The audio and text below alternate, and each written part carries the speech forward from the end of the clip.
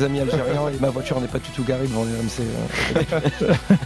On va également parler de Neymar qui va s'expliquer. On va parler de Griezmann qui se rapproche du Barça. Il y aura toute l'actu mercato du jour. C'est marrant parce qu'à la fin du premier tour, on disait ça va être la CAN de l'Afrique du Nord. Parce qu'il y avait l'Égypte qu'on mettait comme favori numéro 1 et tout. Il y avait encore le Maroc qui avait quand même assez impressionné. Et au final, on se retrouve avec des demi-finales 50-50. Donc Sénégal, Nigeria, Algérie et. C'est quand même pas si mal d'avoir deux pays du Maghreb. C'est pas souvent qu'il y a deux pays du Maghreb d'ailleurs en demi-finale de CAN. Ça reste l'Afrique du Nord, la CAN de l'Afrique du Nord. Et en tout cas, sur ce que l'Algérie a montré, c'est mérité. La Tunisie, un peu plus surprenant, mais sur le match de ce soir, il mérite d'y être. Alors parlons d'abord de l'Algérie. Yacine, est-ce que tu considères l'Algérie comme le favori numéro 1 désormais ? Maintenant, oui. Maintenant qu'il n'y a plus l'Égypte, oui.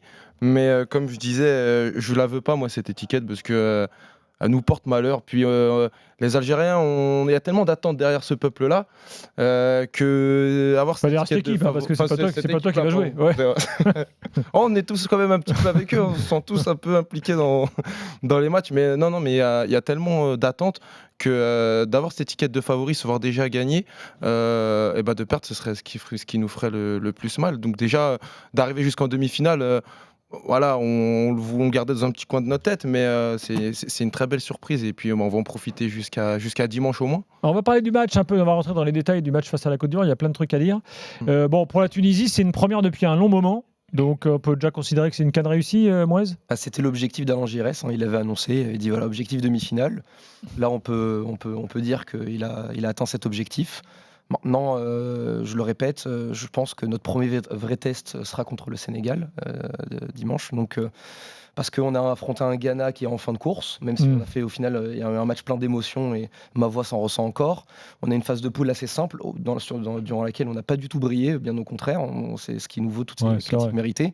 Il y a la petite comparaison avec le Portugal de 2016 et je la trouve plutôt pertinente, cette métaphore-là. J'ai l'impression que c'est un peu notre match face au Pays de Galles que vous avez eu à ce moment-là où il y a un parcours et à un moment donné, on se retrouve face à l'équipe où on est quand même plus fort.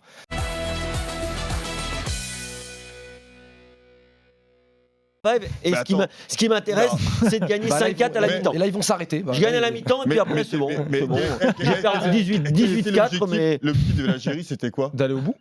Bon, arrête. Mais si. Moi, c'est des objectifs cachés. Tous mes potes algériens me disent tu sais quoi ? Si on va en demi-finale, on sera super nous, avec Noël Le Graët, on est quand même les rois de ça. On est les rois de ça.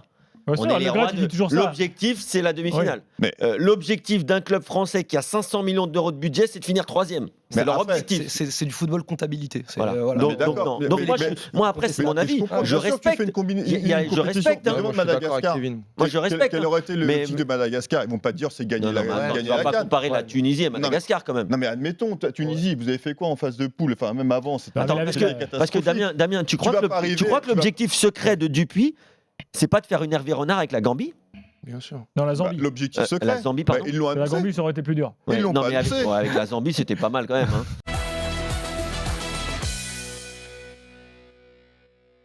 Moi, personnellement, je suis pas supporter du Paris Saint-Germain. Moi, j'ai envie qu'il reste au PSG.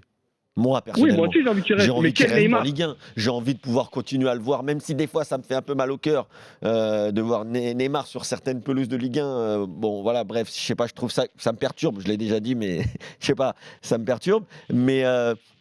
Mais par contre, j'ai envie de le voir rester en France. J'ai envie d'emmener mon fils au parc pour voir Neymar avec Mbappé. Tu veux garder le joueur, tu le gardes, il n'y a pas de problème. Non, même la star, le Joga Bonito, tout ce que tu veux, les coupes de cheveux, moi je le garde, moi j'adore. Tu es supporter du PSG, tu veux quoi ? Tu veux la meilleure équipe possible. Je parlais, attends, laisse-moi finir juste 10 secondes. Je parlais en supporter neutre. Maintenant, si j'étais supporter du PSG, c'est ciao, bye bye Neymar. Je veux des mecs qui sont implantés dans le projet et tout.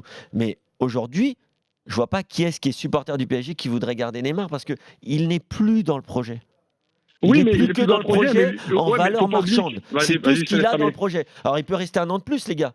Mais à part la valeur marchande, Neymar n'est plus au Paris Saint-Germain. Il est sur la plage avec ses potes, comme a dit Damien. Il est plus au Paris Saint-Germain. C'est là qu'il a envie mais... d'être. Ou alors au Barça avec ses autres potes, Messi et Suarez.